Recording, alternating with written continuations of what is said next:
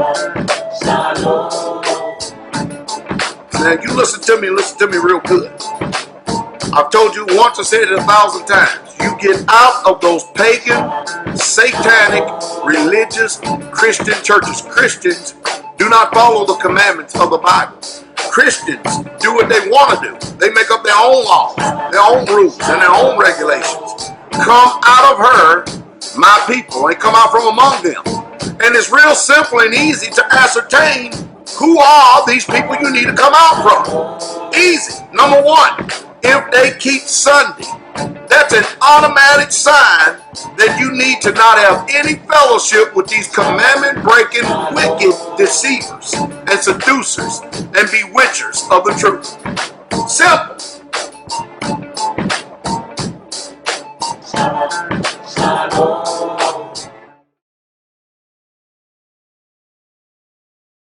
Hallelujah. Glory to the King. Everybody all right? We got to be all right since we are keeping the commandments, huh? That's the only way that the Most High know that we love him. If you love me, then keep my commandments. Hallelujah. Most High, y'all, we come to you this Sabbath, corporately together here, and as well as the Israelites scattered throughout this country and the world, seeking only to hear from you and you alone. You have the words of eternal life.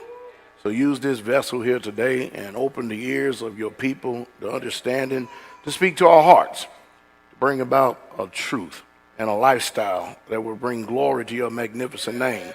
That's what we're humbly asking. So we can be the lights to the goyim like you have called us to be. Thank you for bringing us out of darkness into your marvelous light. Let these words sink deep down in our hearts and let these sayings never escape us. This is all the days of our life. We bless you. We thank you for the law, the prophets, and the Messiah, and the apostles. We give you the glory for all things. In the magnificent name of Yeshua, hallelujah. You may be seated. Amen. Glory, glory, glory.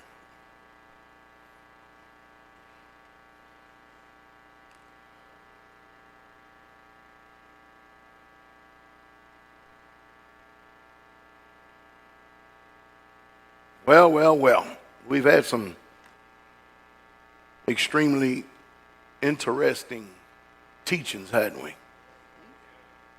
Of course, they'll have more of an impact if you go back and revisit them. And then just apply it to you, and you'll watch God do changes in your life. You following? I do know that we need here in the future, close future, near future, we definitely need to do more messages on faith, because we get a lot of word, and sometimes it seems redundant, but the message is always different. But you can tell when we're running short because very little of it is applied. You know, we're talking about faith. But that's not what the message is going to be about today. But the book says that faith is more real than what we can see, hear, smell, taste, and touch. It says the substance. Faith is something you hope for, and that faith is the evidence of what you can't see. And it's hard for us to wrap our Americanized junk minds around these Hebraic principles that come from Yah. But we'll get it. We'll get it. Amen. Hallelujah. Y'all know them that are his, don't he? Glory to the King. If the foundation is wrong, then the structure will be flawed and it will crumble. We live in a world full of lies. And we all have to fight to be active to overcome them. Did y'all hear what I said? You have to literally fight to be active. You know that we all come into Yah's kingdom pre-programmed, pre-wired. And we have a way about ourselves that we believe and think. You know that, right? Your dominant thoughts are what leads you in life. Notice it said your dominant thoughts, the things that stay at the forefront of your mind more than anything. Are y'all hearing me? In this life, it's extremely important to have the right thought pattern. And I can tell you right now, the only way you're going to get the right thought pattern is by meditating and thinking on his word. And you have to be determined that you're going to replace your thoughts with his thoughts.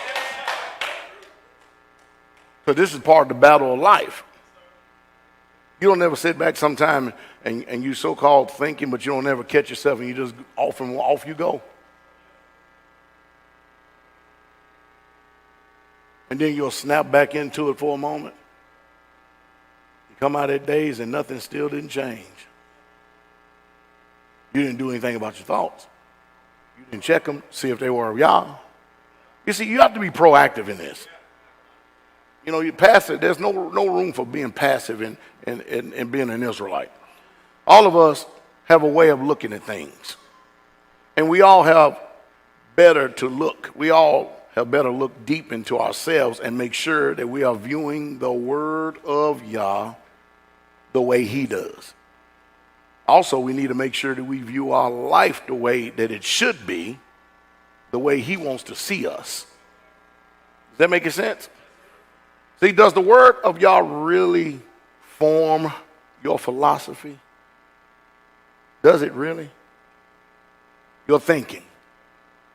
Where or how it was formed, and how do you come to your conclusions? I've said this before and I'll say it again.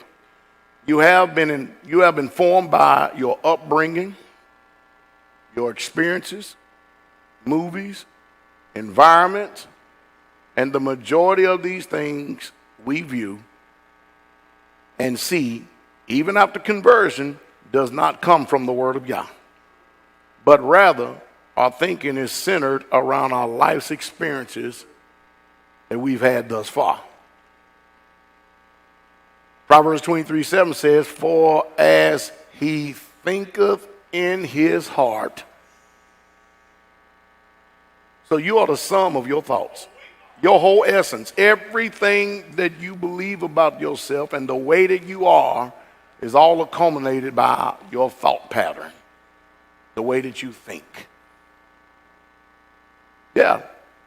As he thinketh in his mind, as he thinketh in his heart, so is he. What do you think about yourself? Or do you think at all? Or is it better to not think? Could be pretty painful, couldn't it? How do you view yourself? How do you see yourself? Do you see yourself better than what your thoughts are? It's a good word, isn't it? Many do not realize you will fight against Yah himself even if he does not agree with you. We're constantly fighting the Most High Yah to maintain our way because it's so hard to die out to self. You know, it's pretty comfortable remaining the way we are. You don't have to put no effort into it. In changing. You know what I mean? Let somebody else do it. Let somebody else make my world better. And it never gets better.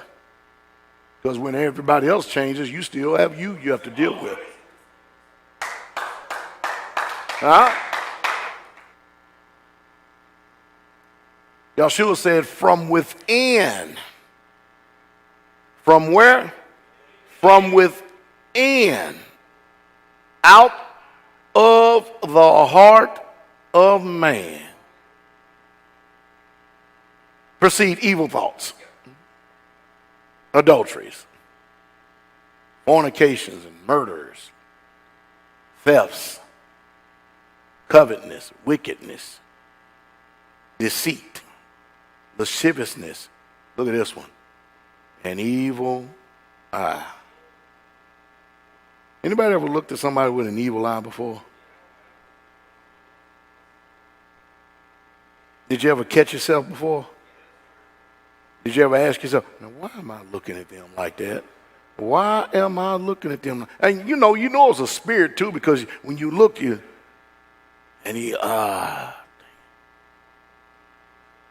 some of us are active, some of us are asleep. Then in the midst of that look, all of a sudden come thoughts about the person. Negative thoughts about the person.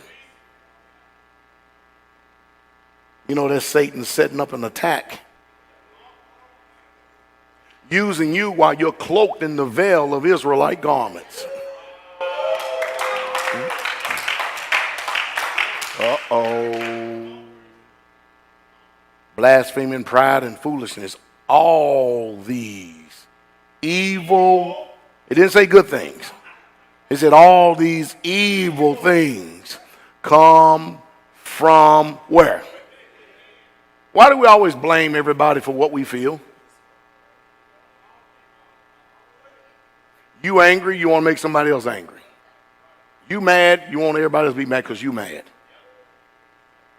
Ooh. And these things do what? They defile the man. Examples of people being led by the devil because of a thought or a pattern of thinking. In Acts 5:3. But Peter said, Ananias, why have Satan filled your heart to lie? Now think about that for a moment. Here you are getting with the program. At least you've got everybody thinking and believing you're with the program. And you bring the proceeds and you hand them to Peter. And you act like you have literally given all. Peter takes it and he looks directly at him. So why have Satan,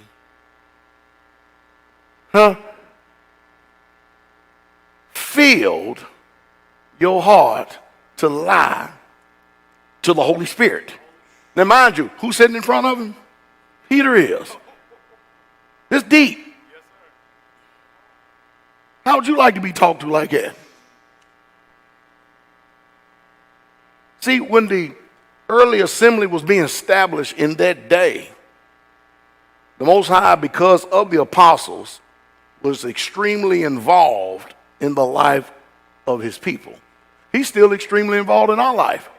But see, what happens is we think that we go along and we conquer a day, meaning we live through it. We go to sleep, we wake up the next morning, then complacency sets in, and we don't take every day serious. Even though we know that the book says that today is a day of salvation. So, contrary to what the word says, we get caught up with the cares of this life when it tells you don't do it. The cares of this world when it tells you don't do it. And the lust of other things which he tells you don't do it. Don't he do it? He does instruct us there, right? He tell you take no thought for tomorrow, and all you're trying to do is think on tomorrow. But today you got enough to take care of. How about gaining control of yourself? That's a full-time job for today. You think about that. And he says, why have Satan filled your heart to lie to the Holy Spirit and to keep back part of the price of the land? Isn't that something? So Satan tempted Ananias to lie, but today you want us to believe you're never tempted.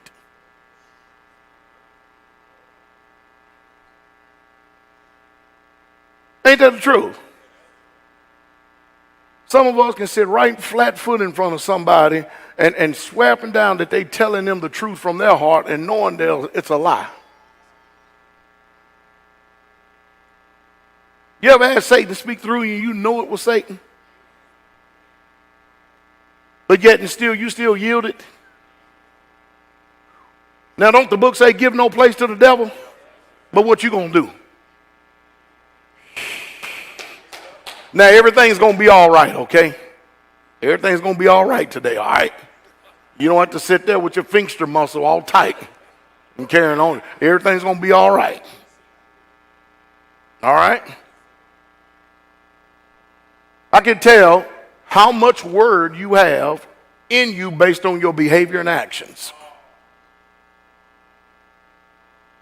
Whether you do something or not. Are you following me? That's his brother, right? That's his older brother, right? We out there laying blocks. How old are you, David? 13 years old. You see, we out there laying blocks. You can see him going up and down the road on his bike. He doing something, right?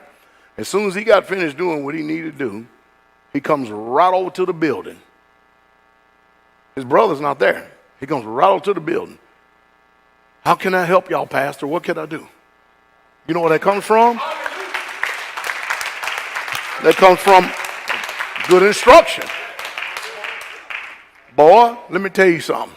You see them brothers out there working, you better, when you get finished your schooling, you better be at that building. And he doesn't have to be around to make sure it's done because he's an obedient. That's a good boy. Some of you know you're supposed to be at the job, yet you ghost and sham and make excuses and you don't show up and ain't I telling the truth?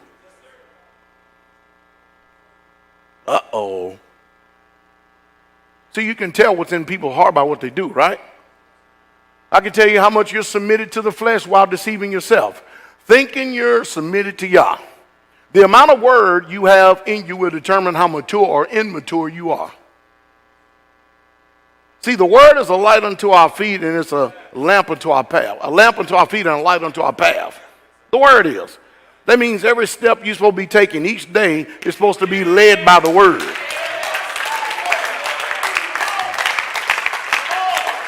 Huh?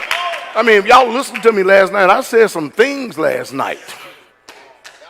On the broadcast, I said some things last night. I talked about how marriage is like death. Didn't I talk about that? I did too. I talked about how Naughty was a pure virgin and some of you are defiled virgins. You already done compromised yourself and then we got to sit up here and grandstand making everybody think that you're pure when you're a piece of shit. Y'all sees that. And you can tell the spirit of a thing too when something is done right because the whole environment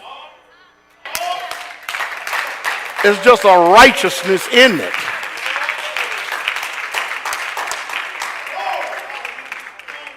You get married, we don't shed a tear. She get married, we shed tears. What's going on? The Spirit is trying to tell us something.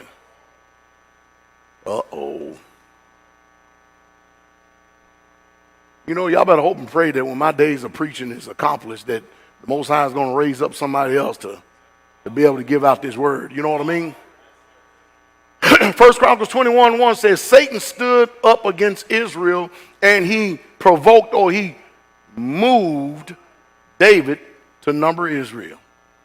Now let me see. Ananias, written about in the book, got tempted by Satan to lie to the Holy Spirit. Here's David, the king of Israel. Are you following me? He got tempted by Satan and was moved to number Israel. But then we sit here and act like Satan ain't tempting none of us. We just not honest with ourselves. And I tell them the truth. He enticed, allured, and instigated in a bad sense. David. Properly to prick, that is figuratively stimulate by implication to seduce, entice, move, persuade, provoke, remove, set on, stir up, take away. All that is part of temptation. Do you know when you're being tempted? Can you tell when you're being tempted? Or have you just been tempted so much that it's just a everyday form of life for you? even if you go through a day without being tempted and stuff, you know Satan is setting up something for you. Yes, he is. He's setting up something for you. Yes, he is. Yes, he is. Have you ever been mad at somebody when they give you the word of Yah because it didn't line up with your opinion? You really think that you're mad at that person, but you're not mad at that person. You're mad at Yah. And because your thoughts are evil continually. And you believe you're contending with a person, but you're contending with Yah himself. Because if somebody is telling you the word of Yah, if somebody's giving you the word of Yah, and they're not quoting Bible and scripture and verse like we do in America, but they just say the word, and then here you are, you have a negative response. You have a contentious opinion. You're defending selfish self. Then at that point, who are you contending with then? But see, that veil, that flesh, we'll do that to man all day, but we won't do it to Yah. Now, Yah says, how can you say that you love Yah who you cannot see, but you don't love your brother who you can see? I show you a liar, and the truth is not even in you. So in other words, how can you hate the very person in front of you, next to you, beside you, or behind you, who's created in the same image of Yah as you? We're talking about our brothers, because amongst Israel, we're supposed to have fervent charity. But if you don't do nothing about these thoughts, you're going to have Satan having an access point to use you to condemn the righteous. Now, think. I know it's a hard thing to do. I know it's a hard thing to do, but I'm sure we can do it. I believe in you. I think you can accomplish that. And that's not just set up and let thoughts run through your head, even call it thinking. You have to purposely tell yourself to think on Yah's word. Don't the Bible say, think on these things. Whatsoever is good, whatsoever is lovely, whatsoever is just, whatsoever is kind, whatsoever is a good report. Don't he tell you what to think on? Any of y'all ever experienced me walking up to you and going, what the hell's wrong with you? Oh, nothing. You just lied. A fallen countenance is always something wrong. You just don't want to reveal what's going on up here. Because the book says, why do your countenance fallen? And why do you imagine vain things?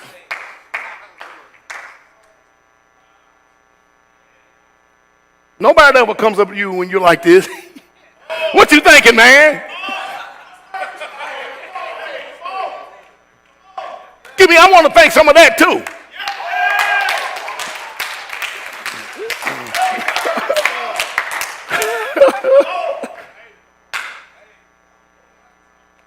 Okay. How often do you process someone's words with your own mind? Or is there an accusing spirit doing the thinking for you? Soon as somebody says something, you got a spirit that's already giving you the words to say, because you're thinking them. That's why you have to check everything to make sure you're not having a demon communicating to your brother or sister. I mean, this communication stuff works pronto. It's extremely fast. Bam! Just like this. It's like, wow, that was lightning. Isn't that something? Israel, you would not believe how many times you speak for devils. Suddenly we have these thoughts, then we communicate them.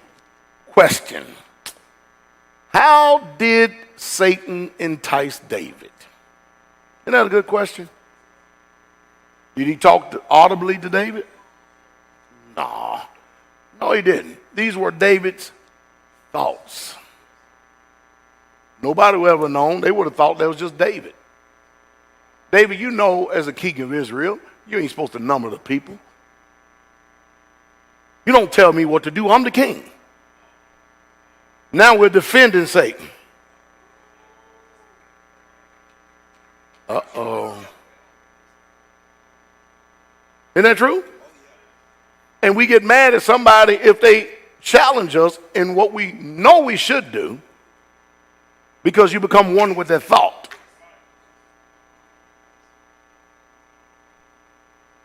I mean, after all, you ain't going to have nobody, David wasn't going to have nobody correct him. Well, since you wasn't going to have nobody correct him, y'all did, and I tell you, I would hate to be a king. And I have given a directive to Israel to do it. And then I have to sit there and watch y'all kill thousands of Israelites because I was too prideful to admit that I sinned. Ugh. So if David is not thinking right, how about you? Too many times we are tempted to dismiss something as a bad decision by the flesh, but the scriptures clearly say the origin of these thoughts were Satan inspired, given voice by you. The devil's constantly putting thoughts into our minds. John 13:2 says, and supper being ended, the devil having now put into the heart of Judas Iscariot, Simon's son, to betray him. Who put that in his heart? Now you think about that. That's a pretty powerful devil right there. They can put a thought in you, and then, check this out. You got a thought, then it materializes in this world, and you start giving your footprint and your actions to it. It's like you being remote controlled. Are you following me? That would be bad, man. Meaning the devil put the thought into the mind of Judas. How many times does the devil use you to speak to people or attack them? Is that you or is that the devil? Very few of us discern the devil working in our brother or sister. We usually contend with each other. And then you have to understand that there's a time that you need to be quiet. Because you can't reason with devils. You ever get into a discussion, let's say a heated discussion or argument, and you determine that you're not going to let that person get the last word?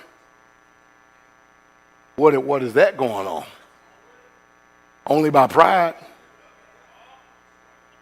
See, that's a form of pride.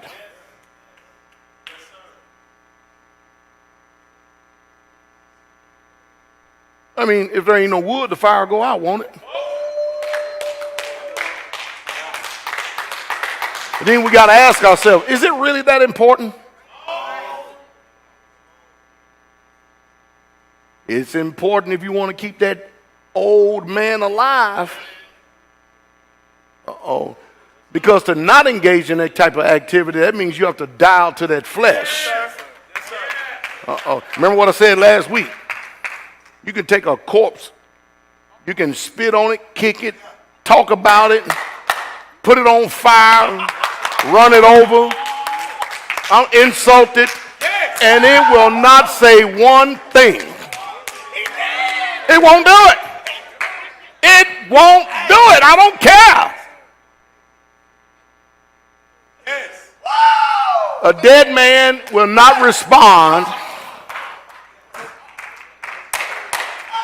to anything. Why do you respond to a bunch of foolish? Because you're not dead in that area. Now, don't the book says, reckon you yourself dead but alive unto Messiah? But boy, you're going to be right.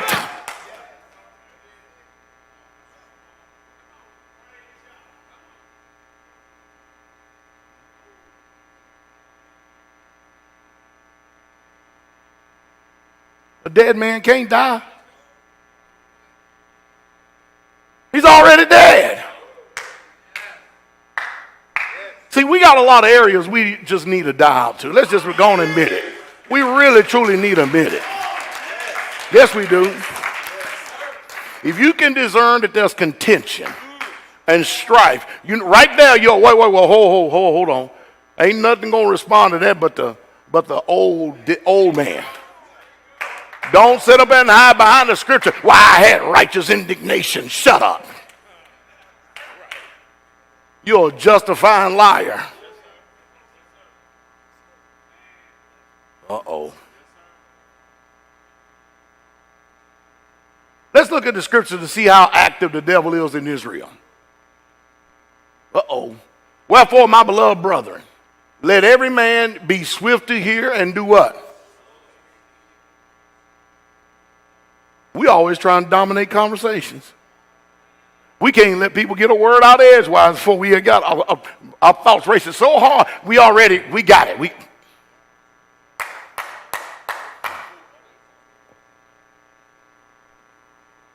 Slow to speak, slow to. When we going to do that? That's a good question, isn't it? For the wrath of man worketh not the what?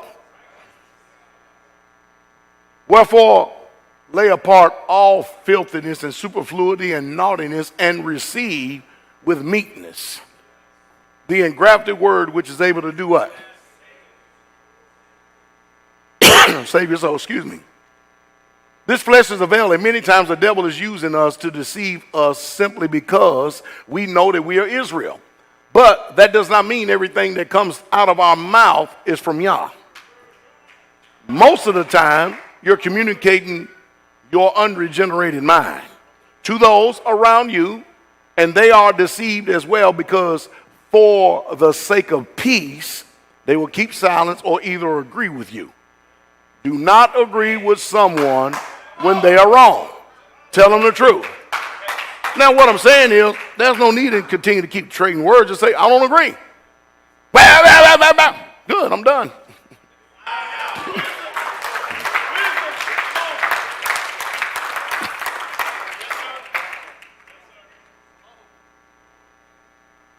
Oh, yeah. Oh, yeah. Oh, yeah. Then have Yah's way of thinking to go back you up. Go to the scriptures and try to reason with them. Well, this is why when you come to this ministry, it's better for you to not say much at all. You see somebody come in, all they doing, wham, wham, wham, wham, wham, wham, wham. And those of us that are seasoned veterans, you can tell, you can see the grief on our face. Anybody know what grief look like? Why is it that you can't discern somebody that you're grieving him, but you still keep going? You can't tell? How many people know grief when you see it on somebody's face? But why is it when you talking, you don't see it? You take it as if they're receiving what you're saying. Oh man, they must really be interested.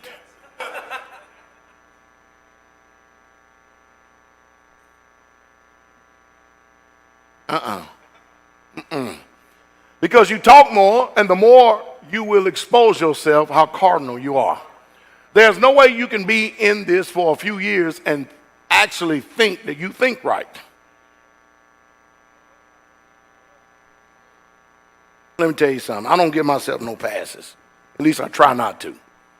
When I respond to people, I usually try to respond for what I know I believe and live by the word. Does that make sense? I usually try to make sure I respond that way. Does that make sense? Because, man, I remember being in this thing 2 years. Man, I was reading so much scripture, man. I could quote that book left and right, up, down, sideways, inside out, and everything. And, man, I was just a walking Bible. Now I look back at them 2 years, and then being here 30 years, I go, what a fool. Oh, what a dumb fool. No telling how many times I probably misapplied the word and thinking I'm spiritual, and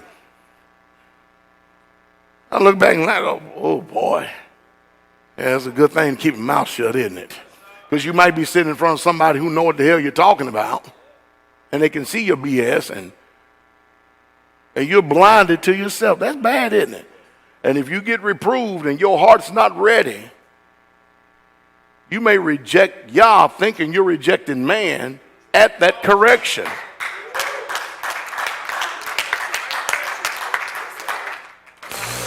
That's a hurting thing right there. How much word do you have in you? How much experience in the word do you have? Philippians 4:7 says, and the peace of Yah which passes understanding shall keep your hearts and minds through the Messiah, Yeshua. Notice, the peace of Yah which passeth understanding.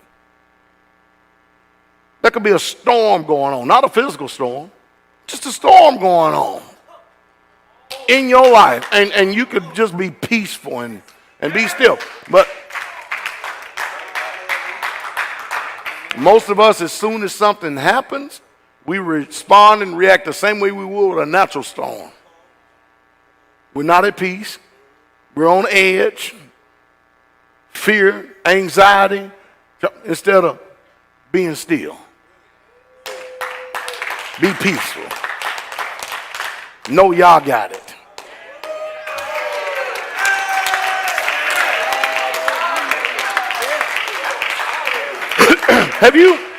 Have you figured out you can't change nobody? No matter how hard you try? You can't even change yourself. Now you should, but you can't change yourself if you don't make any attempt. Now how can you make an attempt to change yourself when you're always right?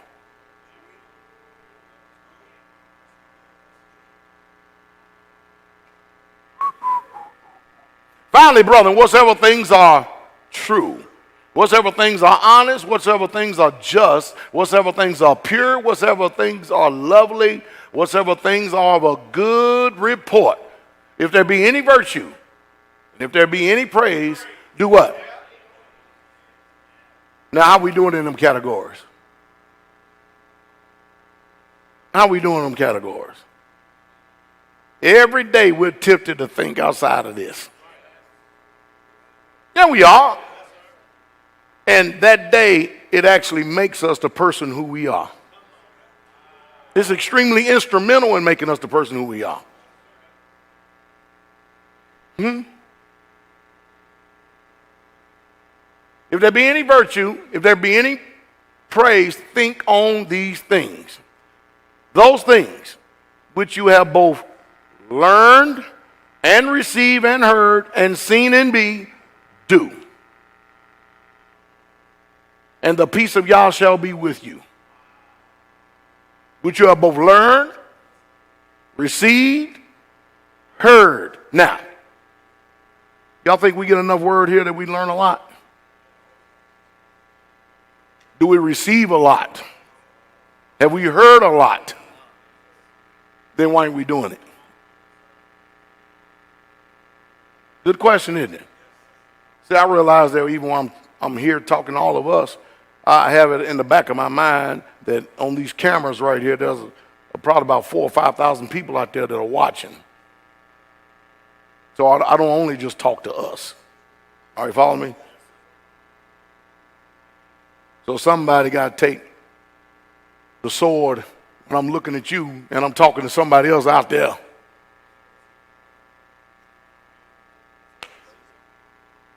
It sure is nice to give ourselves a pass, isn't it? I'm just so glad that Pastor wasn't talking to me.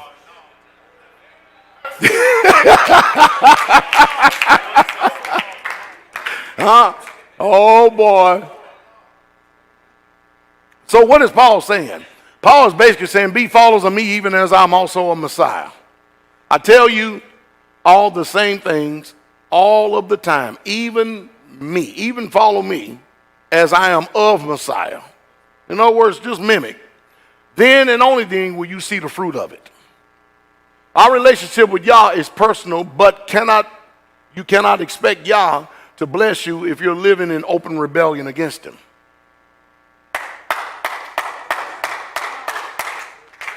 Or even keep a little bit of secret rebellion. You look, if you had a nice white garment on, it was all white, and you spent all morning getting ready, and you're getting ready to go out, and then all of a sudden some mud hits it, pow! Would you be happy with that garment? So why should you be happy with yourself in rebellion? Even just a little bit of it. I mean, after all, the whole garment is not messed up, just that spot right there. Just that one little spot. The rest of the garment looks pretty good. But that one spot, man, people all of a sudden pay more attention to that one spot, and they can't even see the rest of the garment. Huh? Can't even see it. And nobody will compliment you and go up and say, boy, that sure is a nice looking garment. People go, you don't.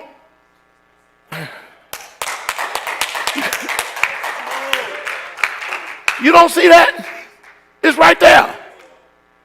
Well, yeah, I seen it. When I went out this morning, I did on some mud. Why don't you just go back in the house and put some oxy on it? I learned that from Mother Carol. I still don't know what the hell it is, but I just heard it from her. She said it takes out everything. Me, I don't know. If the water wouldn't work, I probably went straight to the bleach. Really messed up the garment then, wasn't I? I mean, that's just my thought. What happens when you put bleach on something? But that's a misapplication, right? There's no wonder. That's why my garment is destroyed for lack of knowledge.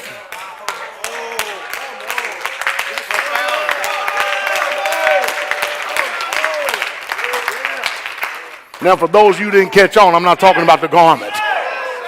I'm talking about you.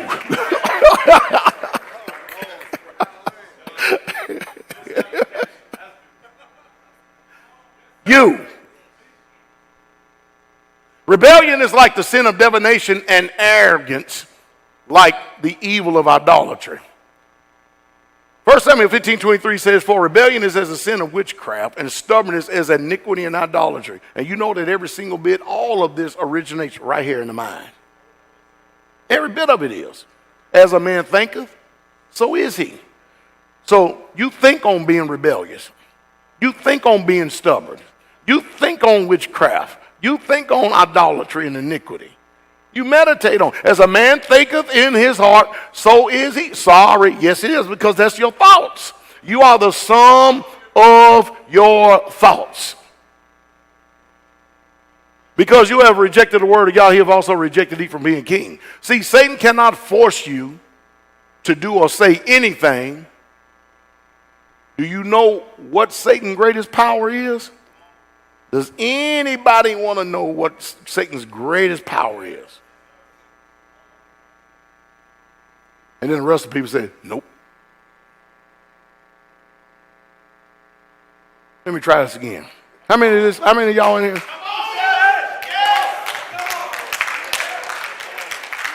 And there's only one of me, right? So if I have to, Brother Brent, you want to know what Satan's greatest power is? Brother Dave, you want to know what Satan's greatest power is? Brother JC, you want to know what Satan's greatest power is? Legend, you want to know what Satan's greatest power is? You sure? You already do. So do I need to go by everybody to get a response? And most of you don't think nothing wrong with that. No, I can see the whole picture. Everybody don't have to raise their hand, just a little acknowledgement. Why you got to sit there like this? Look like Satan got you on lockdown, don't it? Don't move, you're going to expose yourself. Turn you into a mannequin. The world. Well, Pastor, you did say reckon myself dead.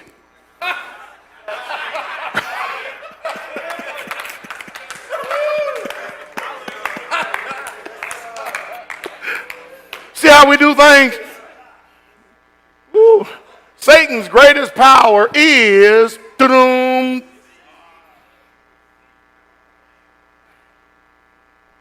that's his whole entire standard operating procedure. Remember what I said earlier. Satan cannot make you do anything. Did y'all hear what I said? But he can deceive you.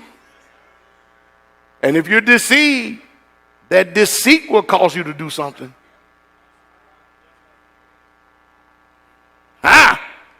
Look, Now, I, Paul, myself beseech you by the meekness and gentleness of Messiah, who in present am base above you, but being absent am bold towards you.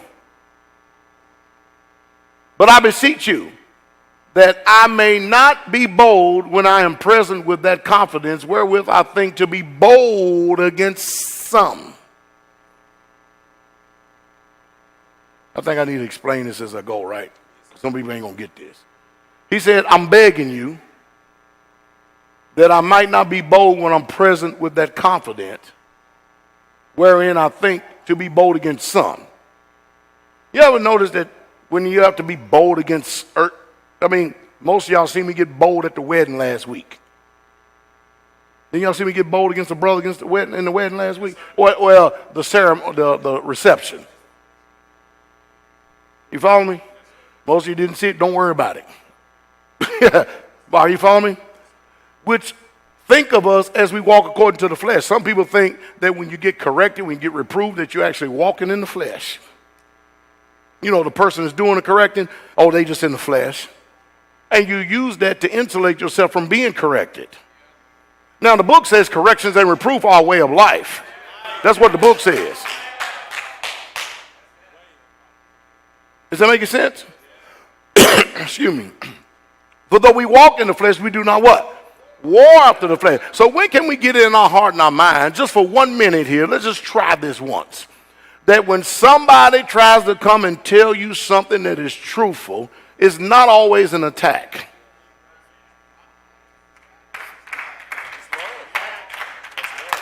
And watch this. Even if you perceive it or you thought it was an attack, are you following me? How much attack can it really truly be if you're dead in that area?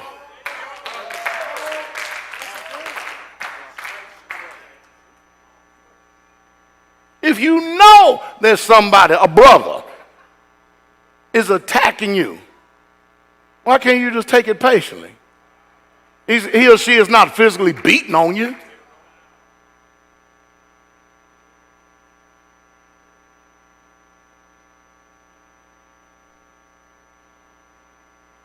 For the weapons of our warfare are not carnal, but mighty through you to pulling down the stronghold, casting down imaginations. Interesting word. Things that you reason in your mind. Compilation of imagination of a thought. See, we don't cast down imaginations. We actually think on them. As soon as something comes in the theater of our mind, off and running on the movie we go. Isn't that true? We're just like this.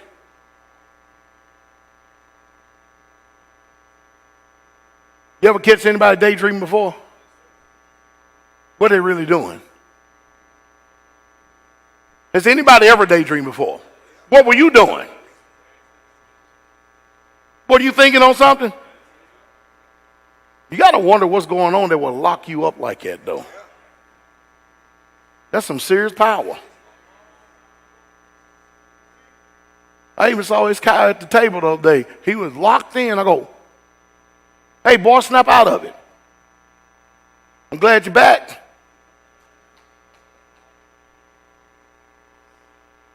Uh-oh. Then we speak and try to get others to agree with our conclusions to our thoughts without the word of Yah to back us up. Casting down imagination and every high thing exalted itself against the knowledge of Yah and bringing into captivity how many thoughts? Now, you know we don't do that. I don't do that. I try to walk sober and do that, but I don't do it. I'm not successful every day. You know what I mean? But I really, truly try to stay proactive because you just don't never know when a devil is going to come in and want to say something using you to manifest himself in this realm.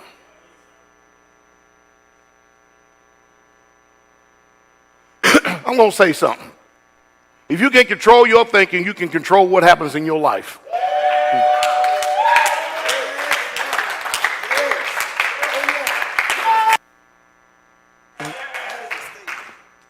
That's a fact. That is a fact. Satan is always trying to get you to think contrary to Yah's word. Always trying to get you to think contrary to Yah's word. We're going to go back to the beginning and get a good understanding. Back over here at the book we thought we read before. Now the serpent was more subtle than any beast of the field which Yahweh Elohim had made. He was more cunning, more deceitful than any beast of the field which Yahweh made. And you think about this. Adam and Eve is in paradise. Ain't never been mad at nobody. Everything is perfect. The weather is perfect. The climate is perfect. The water's at the right temperature. The fruit on the trees are always ripe. Everything you look at, pristine colors. Adam was perfect. Created perfect. Didn't have no belly button.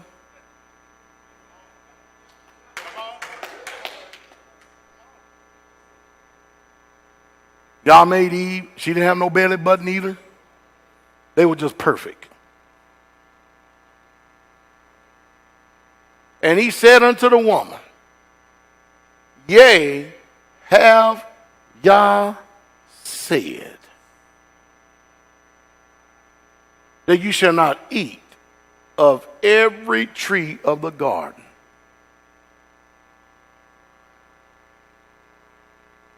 Well, yeah. Well, did he really say that? Then you start second guessing.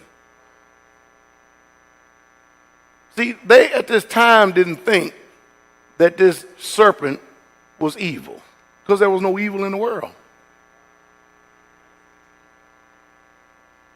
And the first thing that the devil went after was truth. The first thing he went after was truth. To get you to not believe what y'all said. Now, they're in a perfect state. Yea, have y'all said? See, when the serpent made this statement, what was his intentions?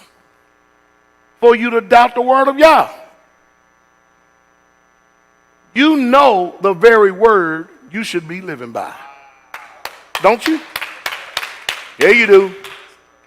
What happens when you come across something in the word of Yah and it's truth? Have you actually paid attention to how you respond to truth? Some of us, in our arrogance, have actually disagreed with Yah himself. The truth of polygyny is the ultimate test of truth. That thing unearths some stuff, boy. Just the subject alone. There are preachers out there that they can't even agree that it's the truth because they're afraid of what their wife might say. That's some power right there, boy.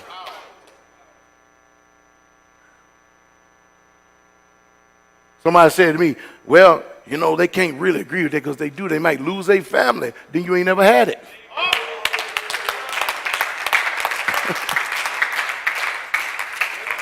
We got brothers in this ministry whose wives have left them for truth. Just to keep the Sabbath day.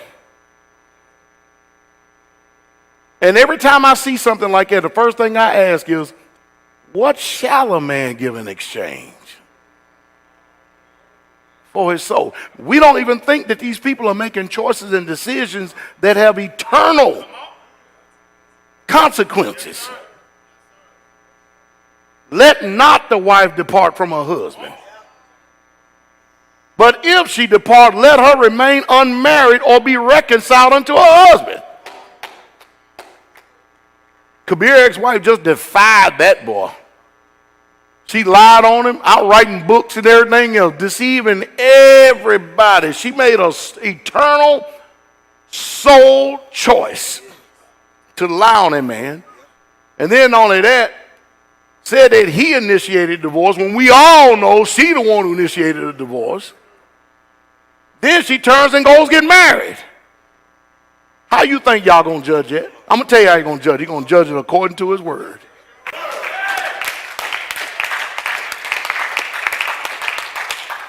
But what is the whole standard of that spirit that's working in her, though?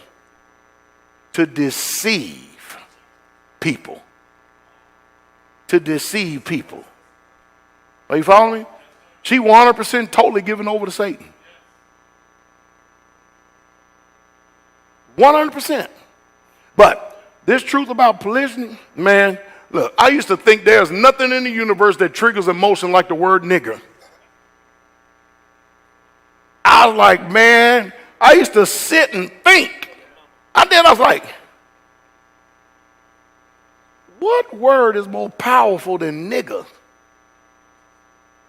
Well, you white folk, nigger. See, black folks really nigger. I used to sit and think, man, you ever seen how people respond?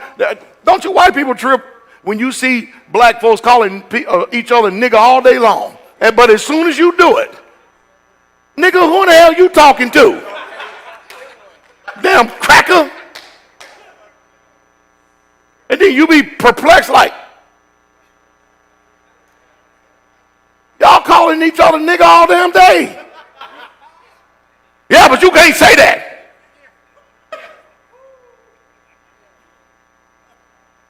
Boy, we are a special kind of people, ain't we?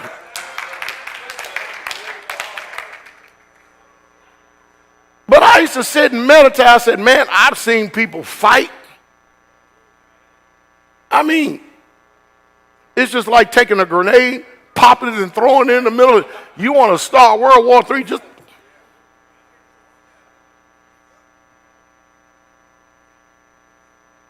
That word has a lot of power, man. I was like, man, that word is powerful. But boy, when I came across polygyny, when I was completely wrong. Because mentioning multiple wives or polygamy or polygyny, I was like, oh man, that's game over right there. I said, nigga can't even touch that.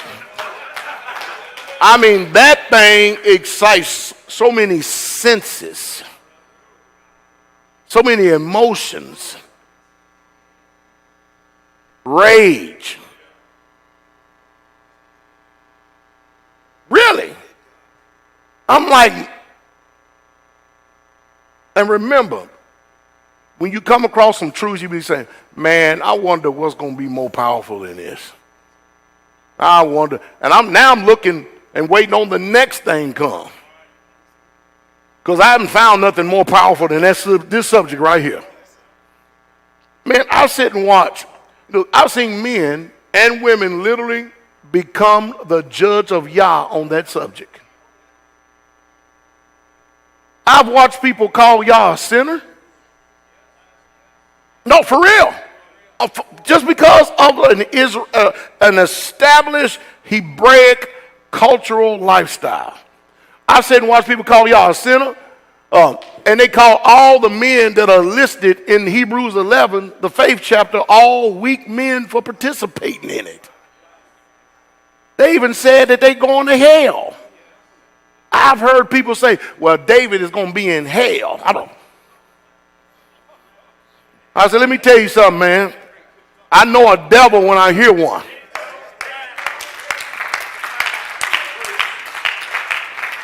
I mean, I've seen people get, am I the only one that's seen the response of the people when this subject is brought up? Tell me another subject more powerful than that.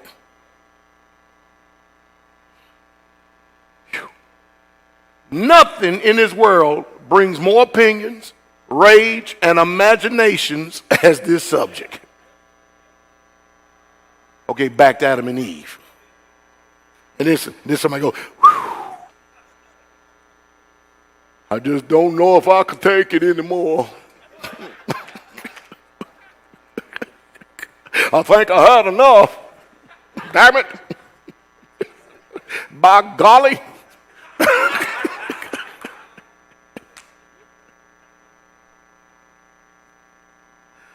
All right, look at this. Adam had never been treated wrong.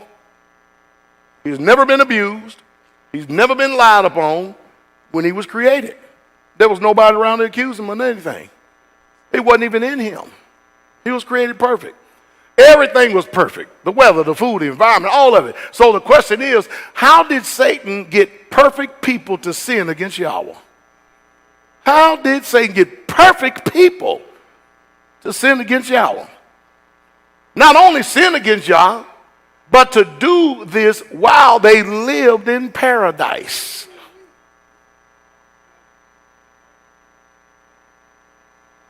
I'm telling you, man, when y'all send me on vacation, it's hard to get me to sin. I'm too busy sleeping.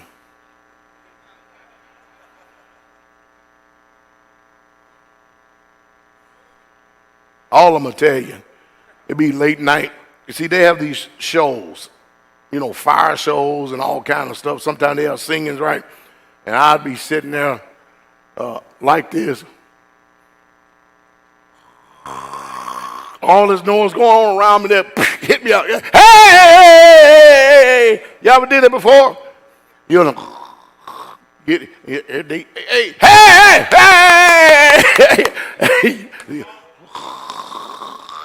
Am I telling the truth?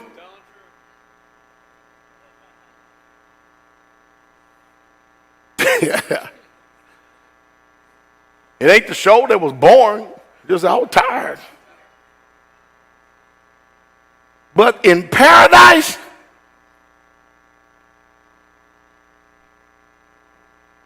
Satan focused on the one thing Yah told Adam not to do. And Yahweh Elohim commanded man, saying, of every tree of the garden you may freely eat. But of the tree of the knowledge of good and evil you shall not eat of it.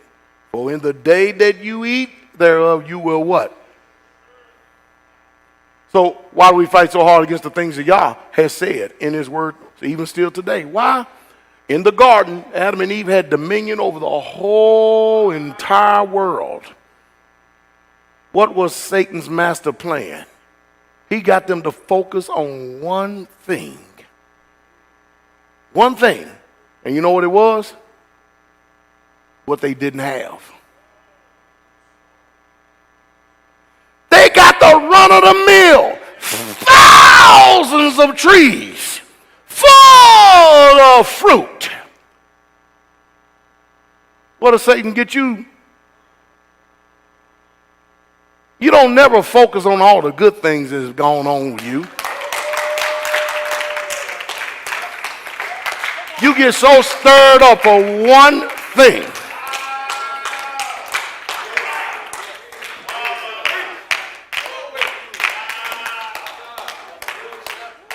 That's what Satan does. He gets us to focus on one thing that we don't have and somebody else got. Instead of waking up saying, Father, man, you said that I will be blessed going in and going out. And, man, Father, you have blessed me to have clothes and food, and I got a roof over my head, and I got a wife, I got children, and, man, I mean, how many things that he is giving you that's good, but the one thing he gets you to focus on is what you don't have. And it throws you off.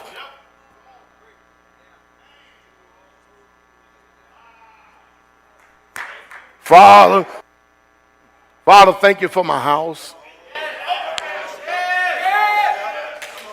I mean, we are so ungrateful as a people.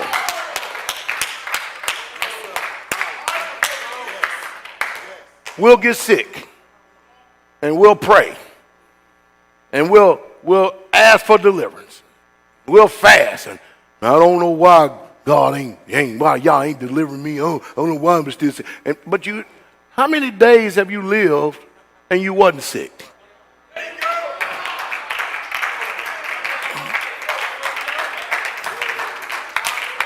You know, Father, I've been living 56 years, and I've only been sick. Maybe what? A total of maybe 3 weeks out of that. Thank you, Father. And you know what? You healed me. You delivered me. You saved me out of every one of them. I know this too shall pass. So I'm going to thank you.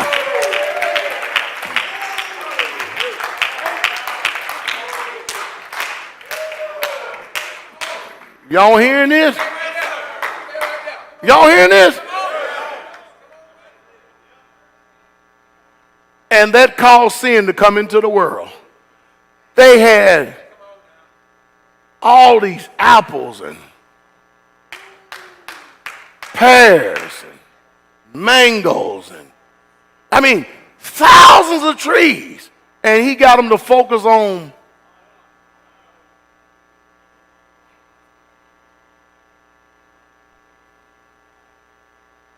what does Satan use to deceive you, to steal your joy?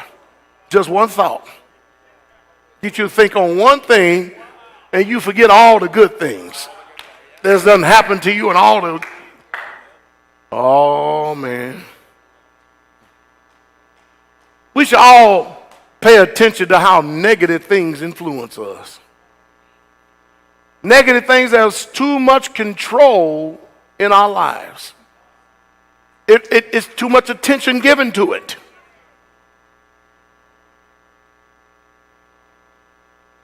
I mean, what did we read over here early in the letters of Paul when he instructed us to think on these things? How many of those things were negative? Not a one, was it? Not a one. See, negative thoughts and imaginations, feelings and responses, these negative things have far too much control over us. We are to be led by the word of Yah. What would happen if we think on good things that Yah's done for us and just continue to keep thinking on that, even in the bad?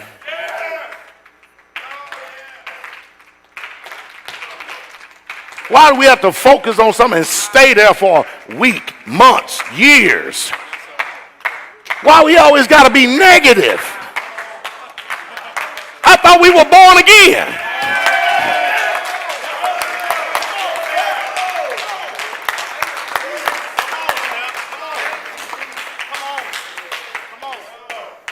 As soon as that servant started talking, he said, have y'all said, he was, oh, I'm gone.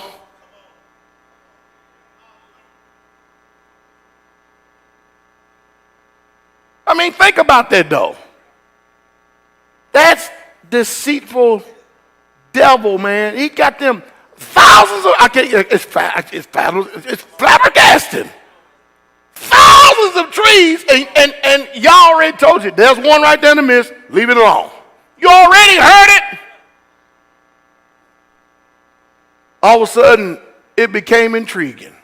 Yeah. Look at it. Ain't it good? Well, that one good too.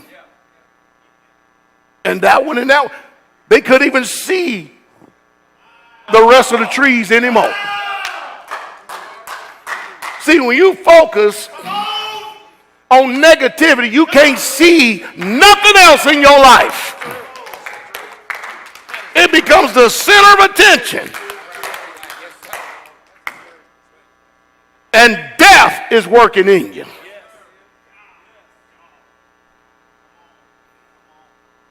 Ooh. We spend too much time forgetting all the good things Yah's done for us. We've been deceived into thinking about the things he has not done.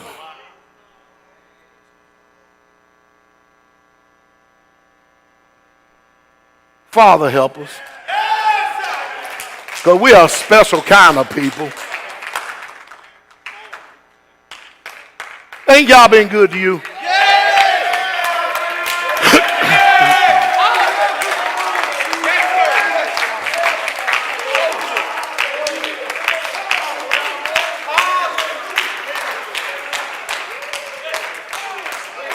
How many of us know that he's good because we're not in the grave? Meaning he gave us another opportunity to get it right.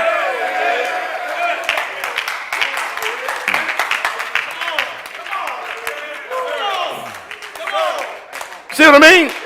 He got to get you to just focus on one thing.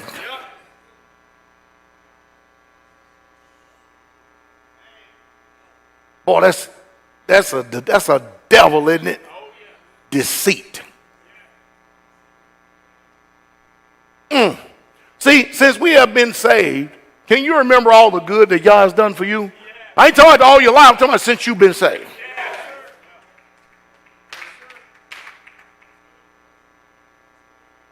Every negative thing in this life, every negative thing in this lifetime should be viewed by us as light affliction.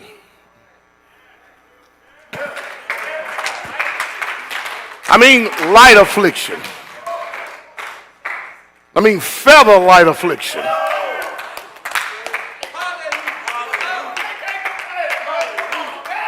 Uh-oh. No, for real. Look, teach, read this. Read this. You know what I said? I said everything should be viewed as light affliction.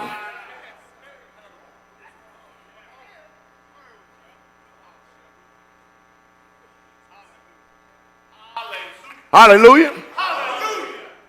And also, let me give you a new.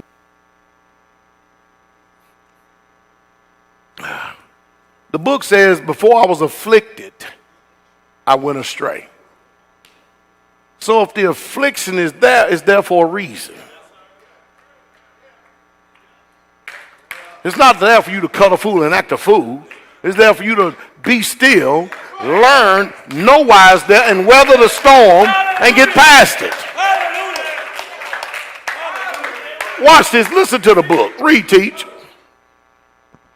But we have this treasure in earthen vessels. Where's this treasure at? It's in what? Now, in case you don't know what that means you, your body. Y'all said we have this treasure in earthen vessels. Read.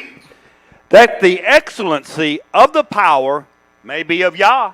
Y'all hear this?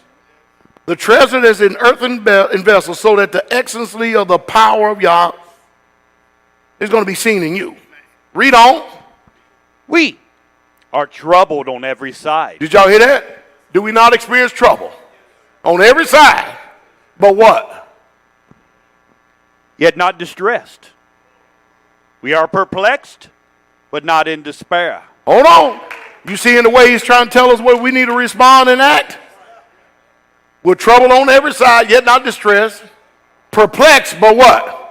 Not in despair. Not in despair. You can be perplexed, but you don't have to be in despair. Read on. Persecuted. Persecuted. But not forsaken. Y'all hear that? But not what? Forsaken. That's where the comfort of the word comes in when he said, I'll never leave you, nor forsake you. I'll be with you always, even unto the end of the world. He ain't going nowhere just because you're persecuted.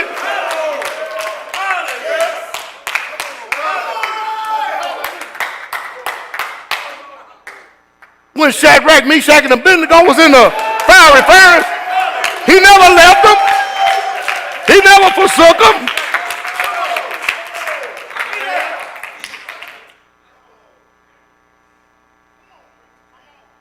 See, we are so used to responding fleshly, earthly, and that we put too much time on the negative stuff rather than the opposing opposite, which is good. Read that part again. Persecuted, but not forsaken. Come on. Cast down, but not destroyed. Y'all hear that? Cast down, but not what? Destroyed. What he's basically telling you, you're going to go through some things. But it ain't the end of the world.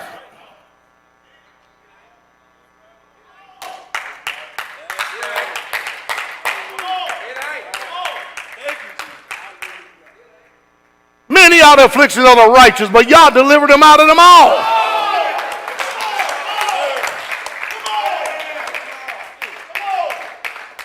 You get it? Read. Always bearing about in the body. Always bearing about where? In the body. This earthen vessel where the treasure is hid. Come on. The dying of the Messiah. Y'all hear that? Come on. That the life also of Messiah might be made manifest in our body. Y'all hear that? So anytime any of this on you, you have an opportunity to let that treasure that is hidden in this earthen vessel, meaning that spirit of Messiah, to come to the forefront, to be manifested here in this world. Bearing about the stripes and the afflictions.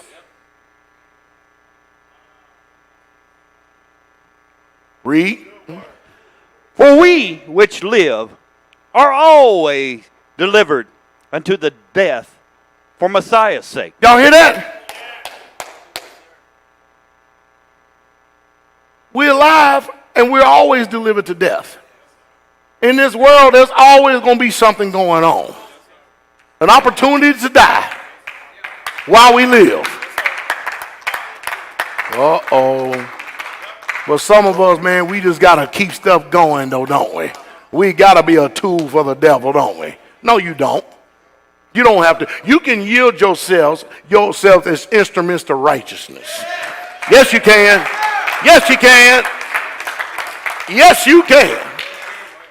You can create a healthy, wholesome environment. Yeah, you can. Instead of going around stinking up everything, pray and let this sweet incense go up to glory.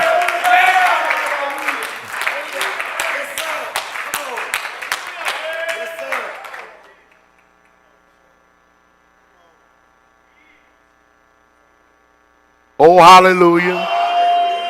Read, T. That the life also of Jesus might be made manifest in our mortal flesh. How this supposed to be made manifest what? In our. In other words, in everything that we do, everybody should see, I don't care what distress, I don't care what persecution, they should see Yahshua coming out of us, manifested in us. They should see him. Paul is not oblivious. Yeah, you are troubled. On every side. Perplexed. Cast down. But not forsaken. He ain't giving you the reality that he don't know what's going on. He know it's real. But what he wants to see is the glory of Yah shining through these earthen vessels right here. Because that is the treasure that is inside these earthen vessels, is the spirit of the true and living Yah.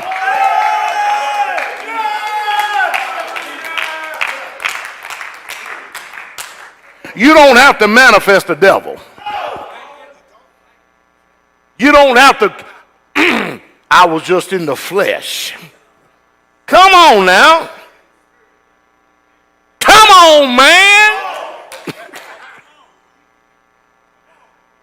Read. So then death works in us, but life in you. We, having the same spirit of faith, according as it is written, I believed, and therefore I have spoken. We also believe, and therefore speak, knowing that he which raised up Messiah shall raise up us also by Messiah. Y'all hear this? But let's go back to this part. I don't want to miss this part right here. I believe, therefore I've what? Spoken. I believe, therefore I have Spoken. I believe, therefore I have Spoken. Well, if you believe what you're supposed to be speaking, in the midst of distress, in the midst of being perplexed, in the midst of being cast down, what are you supposed to be speaking? You're supposed to be saying the word of God. Whatever it is, to whatever situation that is. Say to this mountain, be thou removed and cast over yonder.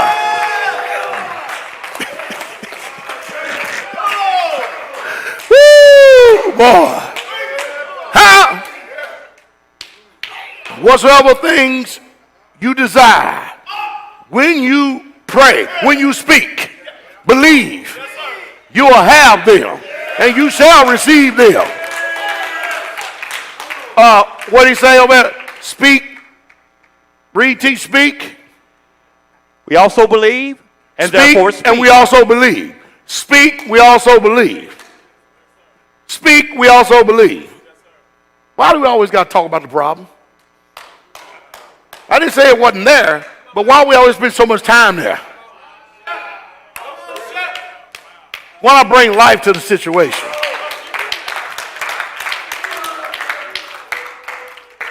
Read. Knowing that he which raised up Messiah shall raise up us. Let me tell you something. If you're cast down, if you're heavy, you're depressed, are you following me? If you're in a bad state,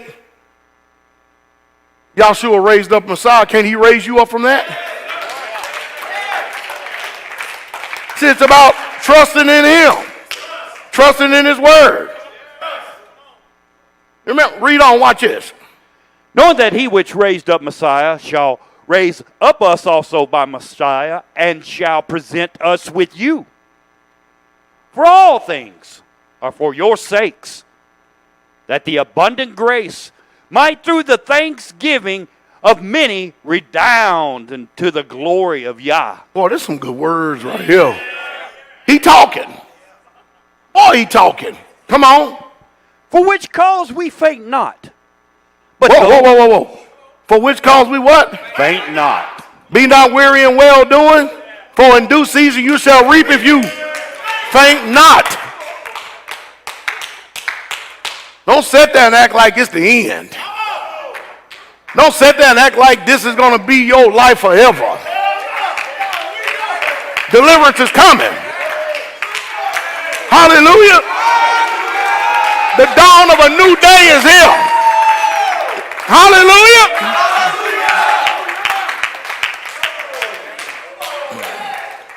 It has to do with the outlook, the way we view things. Read. But though our outward man perish. Though the outward man do what? Perish.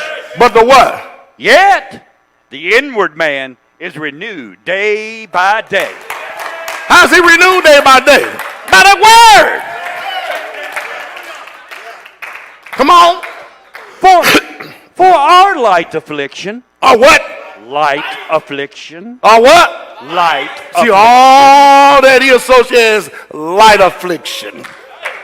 That's what you need to start looking at everything as. It's light affliction. Oh, I know it may seem this big. I know it may seem like an obstacle that's hard to overcome. You can't even negotiate that thing, but y'all said light affliction. I know it seems like that there are boulders and asteroids falling from heaven on you, but it's light affliction. Light affliction. Yeah, everything in life, if it ain't killed you, light affliction. If you're still alive, light affliction. It's all light affliction. Don't make it more than what it is.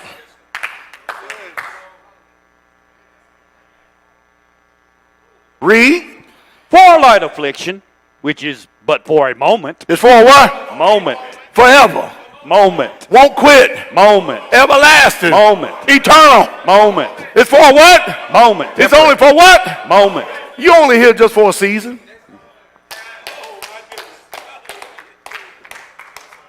But joy coming in the morning. Yeah.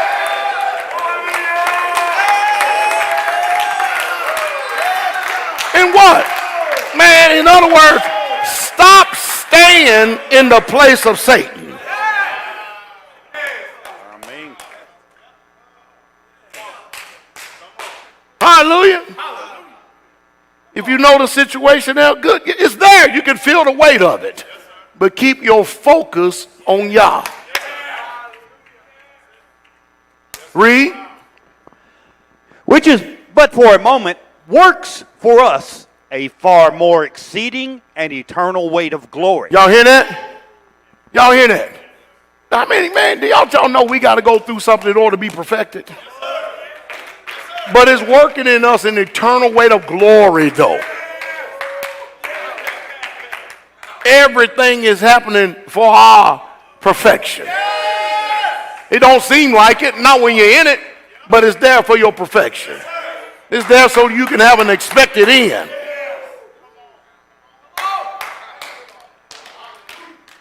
Read. While we look not at the things which are seen. Y'all hear that? Again, we focusing too much on what? The seen. Read on. But at the things which are not seen. For the things which are seen are temporal. But the things which are not seen are eternal. So we focus more on this temporal state than we do the eternal state. Wouldn't it be nice to have in our thoughts on a daily basis? A daily basis. You know, Jesus, one day I'm going to see you in the beauty of holiness. One day I'm going to be walking on streets of transparent gold. Huh? Wow. One day I can just think something. I can be on this side of the earth and be over at the next. Man, I mean, good thing. Man, one thing, I'm going to be able to see Michael. Michael, tell us all this story how you whoop Satan's ass. Just want to hear it again.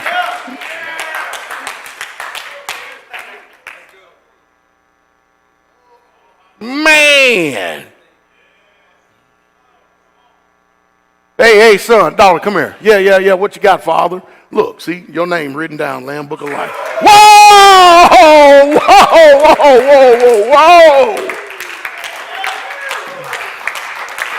See, the devil got you thinking that you ain't going to make it, but you're going to make it. If you can just remember that everything that's going on in this world is light affliction. Light affliction.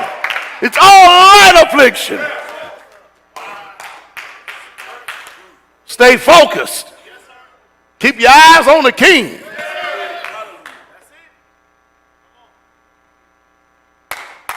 Hold that spot right there, teacher. Go back to the part where we're cast down.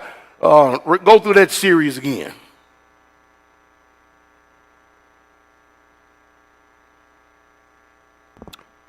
We are troubled on every side.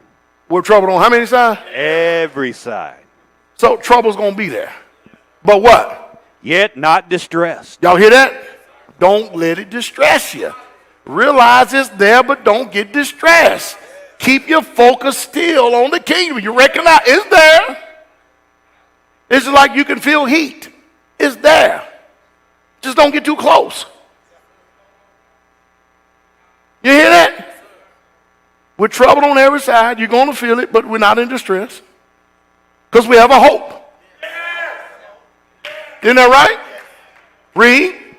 We are perplexed, but not in despair. We're in confusion, but we're not in despair. We're not without hope. Come on. Persecuted, but not forsaken. Man. Getting talked about, done wrong. Huh? But he's still with me. Y'all hearing this? Come on. Cast down. Some days you're heavy, but what? But not destroy. Not destroy. Put on a garment of praise for the spirit of heaviness. Lift up your voice unto Yah. Sing in the spirit and sing with the understanding. Oh, magnify Yah with me. Huh?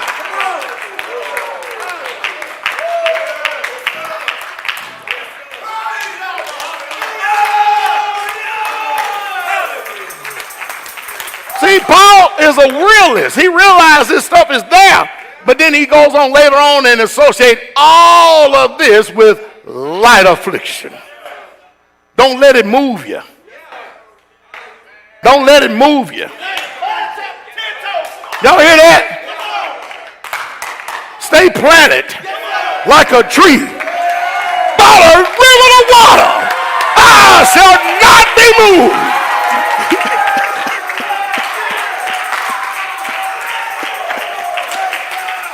Woo! Oh boy, man!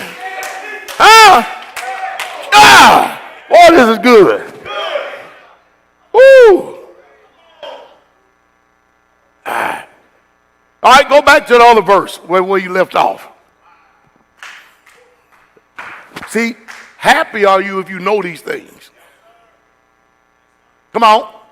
That's it. Whew, boy, it was getting good. It was getting good. It was good. Woo. See, we start focusing on the things we have and not on the things we don't have. Satan can't deceive us then. Focus on the things you got. Huh? Do you hear me? Man, look at this food. Look at this yard. Wow, look at these clothes. Look at my wife. Look at my children. Man, I got good things, man.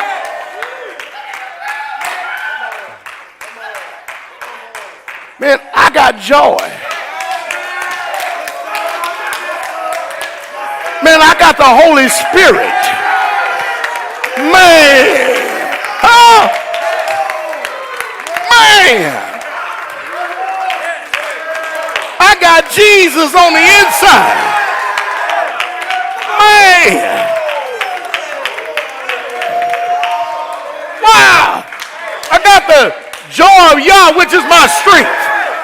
Huh? Wow, man. I got good brothers, good sisters, man. Man.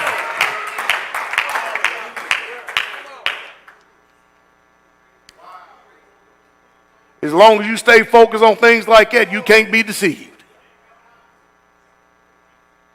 Always being thankful. See, Satan is constantly working on getting us discontent. But the book says, be content with such things as you have, not the things you don't have. For godliness with contentment is great gain. Hallelujah. But all of this comes because of how we think in our minds. Every bit of it. Every affliction, persecution, everything is based on what's in your mind. A lot of our negative thoughts can be defeated if we start thanking him for the good we have and the good in our brothers. Oh, I know, hey, Satan, I get you. I get you, Satan. I see what you're trying to do. You're trying to get me to put that evil eye on him. But you know what? I love my brother. Just like the Messiah does. He gave himself for him too, just like he did me. You ain't gonna sit up and have me fight with my brother. I'm gonna fight with you, nigga.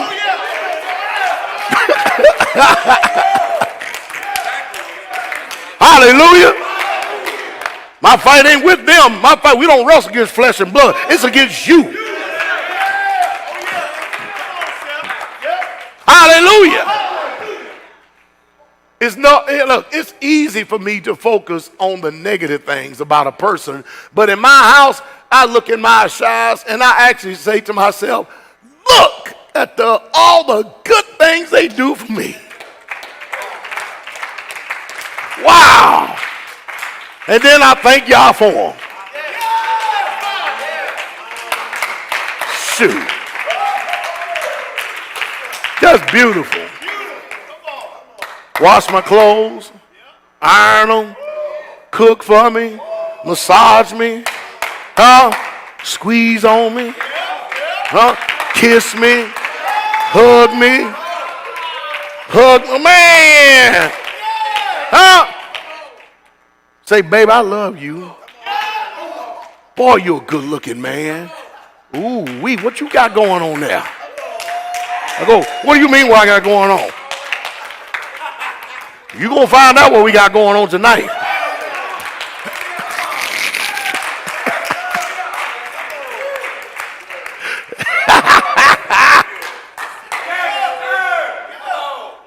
You mean to tell me I can't thank y'all?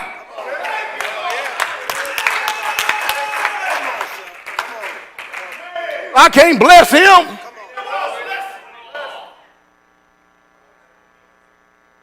Shh. Huh? Well, I got it pretty good in my house. I don't know about you, but I got it pretty good.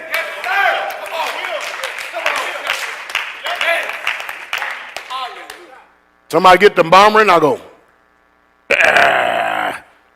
Should I engage in this or just let it roll right now? I'll see what they do. See what I mean?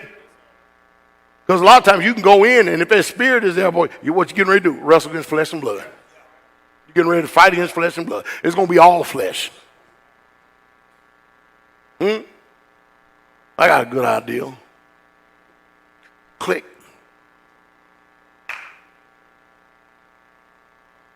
We are Hebrews. Then his cow come in.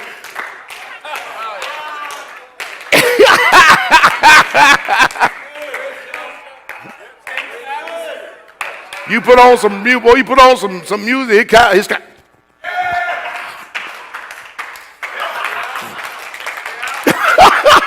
He get to rolling.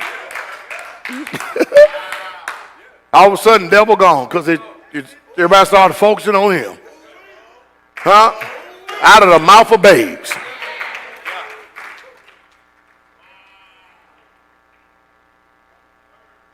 I see what they do when they see I got a spirit on me. They just leave the room.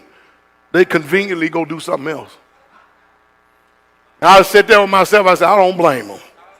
I wouldn't want to be around my ass. Just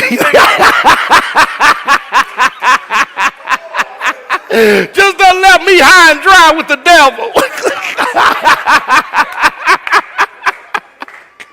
I said, I don't blame them. They saving themselves.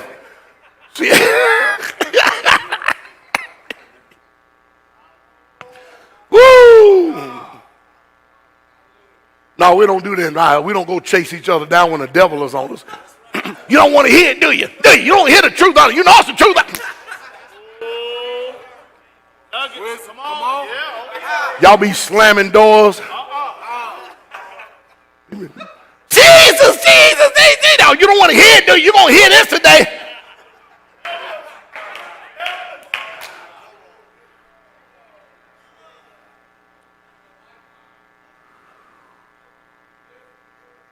Boy. Woo, boy. So, what I do that the devil has a hard time of accusing them to me, and if an accusation comes up, I know where it came from. We will spend a lifetime casting down imaginations against our brothers. One thing I know, Yah is for me, and he is for you as well. And we are blessed beyond measure. That I know. I'm serious. We all need to learn how to cast out these thoughts and stop magnifying negative things. I mean, like some say, man, you don't put a 10 on a 2. It's nothing but a 2, but you done made it a 10.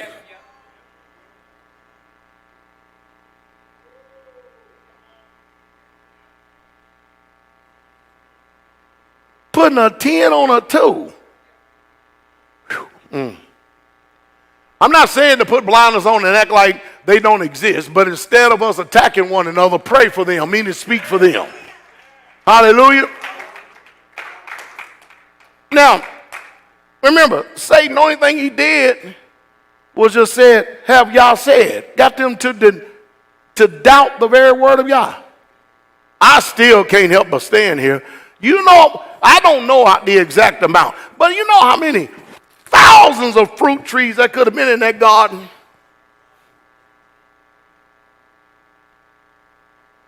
And y'all had already gave, look, just don't touch that one. Everything will be all right. Satan come. Have y'all said? Would have been nice. We could go back in time and then Adam would get a do-over. And that serpent said, have y'all said? And then he chokes the hell out of him. Then that would be the first murder, wouldn't it? Hallelujah. That'd be the first murder. That'll be the first murder. Destroy his butt.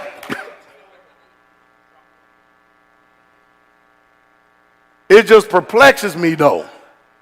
You see what I mean? Just a little bit. Adam and Eve had dominion over the whole earth. You only had one over you, the Most High. You could name the fish of the sea, the fowls of the air, the land animals. You could name the trees. You name everything. God gave all that to you. And God said he created all this and it was good. And he just got them to focus on, Satan just got them to focus on one thing. Out of all that good. The tree of the knowledge of good and evil. When y'all was created, when y'all created Adam in his perfect state, he only knew good. That's all he knew was good. Didn't know evil at all. He got the knowledge of it after he sinned, though, didn't he? That's why we in the mess we are, because we got knowledge of both of them. Hallelujah. Let me read this real quick. I call heaven and earth to record this day against you, that I have set before you what? Life and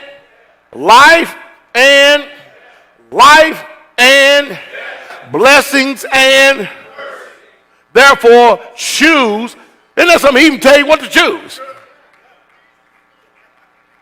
Man, multiple choice. Pick this one. You got the cheat code. Pick that. Yeah, pick that one right there. Every day you got a choice to pick life or death. Blessings or curse. Every day. Every day. You can choose life or death.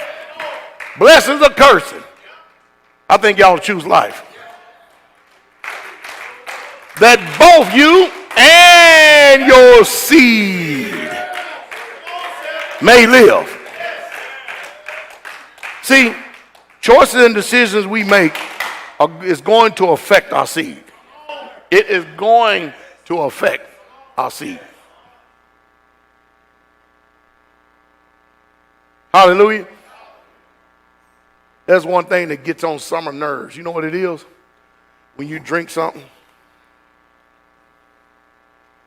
and you go, ah. Because her daddy do it. She can't stand it.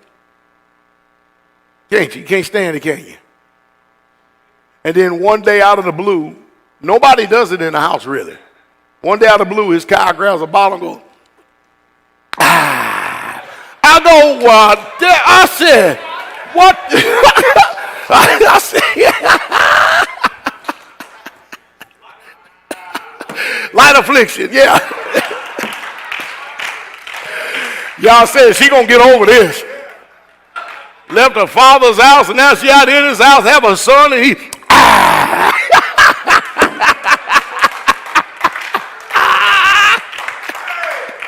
That is so funny, man.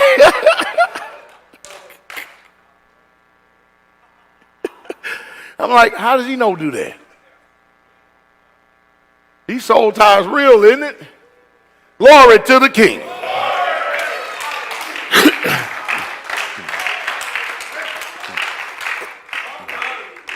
Well, we hope you learned something. Man, I tell you, y'all is definitely giving us tools to life, man. If we can just use these things and apply them, man, we'll be some kind of people, wouldn't we? I guarantee you the power of y'all won't be shortchanged. Guarantee that. We get with y'all's program, his power won't be shortchanged. Hallelujah. Lord to the King. Father's good, isn't he? Let the words of my mouth, meditation of our heart, be acceptable in thy sight. O Yahweh, my strength and my redeemer. Dismissing the beautiful, most magnificent, precious, glorious, overcoming, mighty name of our soon coming King, the Alpha and Omega, the beginning and the end, the first and the last. Yahshua HaMashiach, Jesus Christ, Shabbat Shalom. King is coming.